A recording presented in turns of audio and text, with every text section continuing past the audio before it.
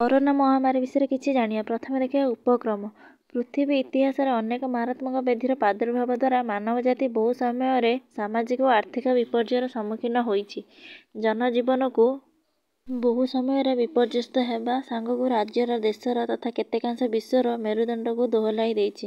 ଅତୀତରେ ଦେଖାଯାଇଥିବା ଭୟାନକ ବ୍ୟାଧି ଯଥା ହଇଜା, ପ୍ଲେଗ, ଏଡ୍ସ, ସ୍ୱାଇନ୍ ଫ୍ଲୁ, ବସନ୍ତ, ହାଡ଼ଫୁଟି, ମିଳିମିଳା, ହେପାଟାଇଟିସ୍ ଭଳି ବହୁ ରୋଗର ସାମ୍ନା କରି ଏହି ମଣିଷ ଜାତି ସେସବୁର ନିରାକରଣ ପାଇଁ ପ୍ରତିଷେଧକ ସ୍ୱରୂପ ସମୟକ୍ରମେ ଔଷଧ ଓ ଟୀକା ପ୍ରସ୍ତୁତିରେ କିଛିଟା ସକ୍ଷମ ହୋଇଛି।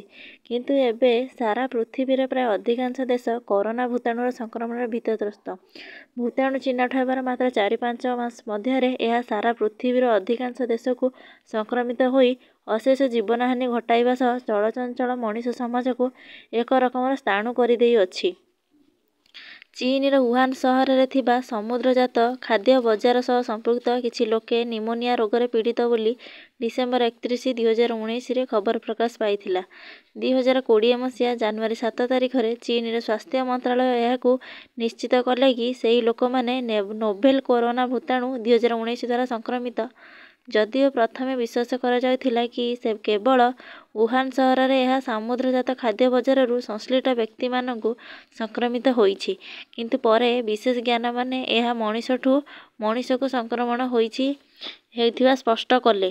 କରୋନା ଭୂତାଣୁର ନାଁ ଲାଟିନ ଶବ୍ଦ କରୋନାରୁ ଆସିଅଛି, ଯାହାର ଅର୍ଥ ହେଲା ମୁକୁଟ ବା କ୍ରୋନ୍। ଶକ୍ତିଶାଳୀ ଇଲେକ୍ଟ୍ରନ୍ ଅଣୁବୀକ୍ଷଣ ଯନ୍ତ୍ରରେ ଏହା ଦେଖିଲେ ଏହି ଭୂତାଣୁଟିର ଚାରିପଟେ ସୌର ବଳୟ ଭଳି ଦେଖାଯାଏ, ତେଣୁ ଏହାର ଏପରି ନାମକରଣ ହୋଇଛି। ତାପରେ ଦେଖିବା କରୋନା ଭୂତାଣୁର ମାନଙ୍କ ଶରୀର ଉପରେ ପ୍ରଭାବ ସାଧାରଣ ଥଣ୍ଡାରୁ ଆରମ୍ଭ ହୋଇ କାଶ, ଛିଙ୍କ ଓ ଶରୀରର ଉତ୍ତାପ ବୃଦ୍ଧି ଭଳି ଲକ୍ଷଣ ଆରମ୍ଭରୁ ଦେଖା ଦେଇଥାଏ।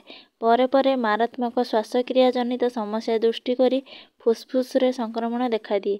ବିଶ୍ୱ ସ୍ୱାସ୍ଥ୍ୟ ସଂଗଠନ WHO ଅନୁଯାୟୀ ସାର୍ସ ଏବଂ ମେର୍ସ ପର୍ଯ୍ୟନ୍ତ ଅତି ମାରାତ୍ମକ ଲକ୍ଷଣମାନ ଏହି ଭୂତାଣୁ ଯୋଗୁଁ ମଣିଷ ଶରୀରରେ ମଧ୍ୟ ପ୍ରକାଶ ପାଇପାରେ। ଚୀନ ବିଶେଷଜ୍ଞମାନେ ପ୍ରଥମେ ଏହି ଭୂତାଣୁର ନାଁ SARS-CoV-2 ରଖିଥିଲେ। ବର୍ତ୍ତମାନ ସାରା ବିଶ୍ୱରେ ଏହା କୋଭିଡ୍-19 ଦ୍ୱାରା ପରିଚିତ, ଯାହାର ଅର୍ଥ ହେଲା କରୋନା ଭାଇରସ ରୋଗ। 2019 ବିଶ୍ୱ ସ୍ୱାସ୍ଥ୍ୟ ସଂଗଠନ ଅନୁସାରେ ଏହି ଭୂତାଣୁ ସଂକ୍ରମଣ ଦ୍ୱାରା ମଣିଷ ଶରୀରରେ ପ୍ରାଥମିକ ଲକ୍ଷଣ ଜ୍ୱର, କଫ, କାଶ, ନିଶ୍ୱାସ ପ୍ରଶ୍ୱାସରେ ଅସୁବିଧା ଦେଖାଦିଏ। ଅତିମାତ୍ରାରେ ଆକ୍ରାନ୍ତ ହେଲେ ଏହା ନିମୋନିଆ ହେବା ସଙ୍ଗେ ସଙ୍ଗେ ଶରୀରର ମୁଖ୍ୟ ଅଙ୍ଗ ପ୍ରତ୍ୟଙ୍ଗ ଆକ୍ରମଣ କରି ଅକାମୀ କରିବା ସହ ରୋଗୀ ମଧ୍ୟ ମୃତ୍ୟୁ ମୁଖରେ ପଡ଼ିପାରେ। ସାଧାରଣତଃ ସଂକ୍ରମଣ ହେବାର 14 ଦିନ ମଧ୍ୟରେ ରୋଗୀଠାରେ ଲକ୍ଷଣ ପ୍ରକାଶ ପାଇଥାଏ। ଏହିପରି କିଛି ରୋଗ ସଂକ୍ରମିତ ହୋଇଥିଲେ ମଧ୍ୟ କିଛି ଲକ୍ଷଣ ପ୍ରକାଶ ପାଇନଥାଏ, କିନ୍ତୁ ପରୀକ୍ଷା କଲେ କରୋନା ପଜିଟିଭ୍ ଦର୍ଶାଇଥାନ୍ତି। ମୁଖ୍ୟତଃ ବୟସ୍କ ଲୋକ ସଂକ୍ରମିତ ହେଲେ ଜୀବନ ପ୍ରତି ବେଶୀ ବିପଦ ଥାଏ। ଯେଉଁ ଲୋକମାନେ ବହୁମୂତ୍ର ରୋଗରେ ପୀଡ଼ିତ କିମ୍ବା ହୃତ୍ପିଣ୍ଡ ଓ ଫୁସ୍ଫୁସ୍ ରୋଗରେ ପୀଡ଼ିତ, ସେମାନଙ୍କର ପ୍ରତି ଏ ରୋଗ ବେଶୀ ବିପଦପୂର୍ଣ୍ଣ ହୋଇଥାଏ। ଏହି ଭୂତାଣୁ ପ୍ରଥମେ ଚୀନରେ ସଂକ୍ରମଣ ଆରମ୍ଭ କରିଥିଲା।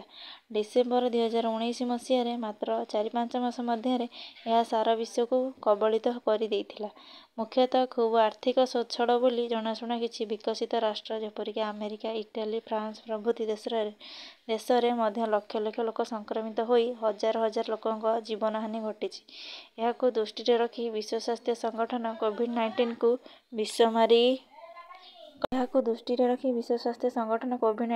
ବିଶ୍ୱମହାମାରୀ ଘୋଷଣା କଲେ 2011 ମାର୍ଚ୍ଚ 14 ତାରିଖରେ। ଯଦିଓ ଏତେ ପର୍ଯ୍ୟନ୍ତ ମହାମାରୀ ଭୂତାଣୁକୁ ପ୍ରତିହତ କରିବା ପାଇଁ ଆବଶ୍ୟକୀୟ ଟୀକା ବା ପ୍ରତିଷେଧକ ବାହାରି ନାହିଁ, ତଥାପି ଚିକିତ୍ସା ବିଜ୍ଞାନୀମାନେ ସେମାନଙ୍କର ଗବେଷଣା ଜାରି ରଖିଛନ୍ତି।